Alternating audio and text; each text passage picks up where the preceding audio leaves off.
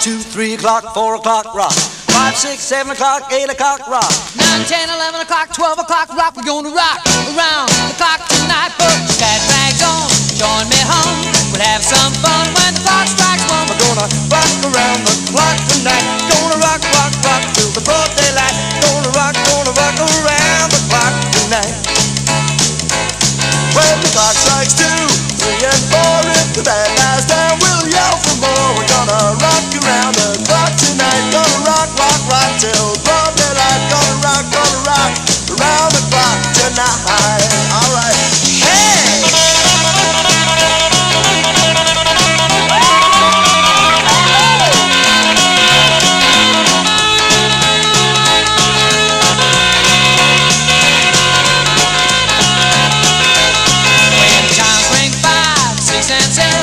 We'll be riding into 7th and we're gonna rock around the clock tonight. We're gonna rock, rock, rock till broad daylight. We're gonna rock around the clock tonight.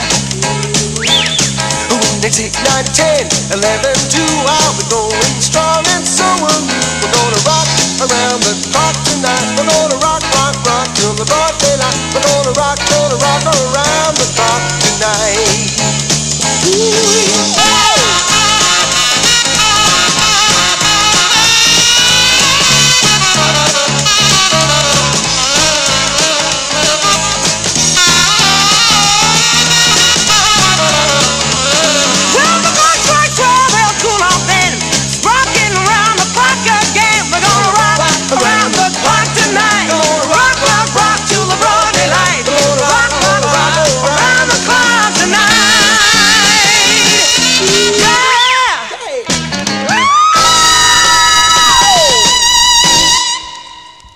In 1954, Bill Haley and his Comets recorded Rock Around the Clock.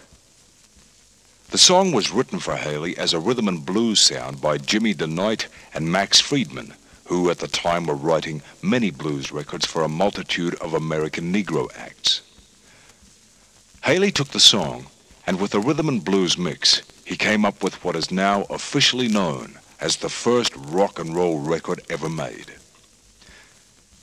As good as the record was in 1954, it flopped dismally. However, in 1955, Rock Around the Clock was used as the title theme of a movie called Blackboard Jungle. So great was the impact of the song in the movie that late in 1955 it was reissued, and by the middle of 1956 it had become the most significant record in rock and roll music.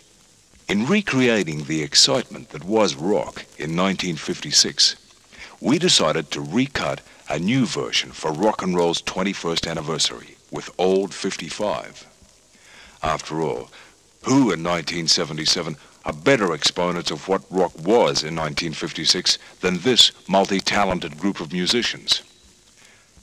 Our next task was to assemble Australia's leading, most exciting rock acts to sing it.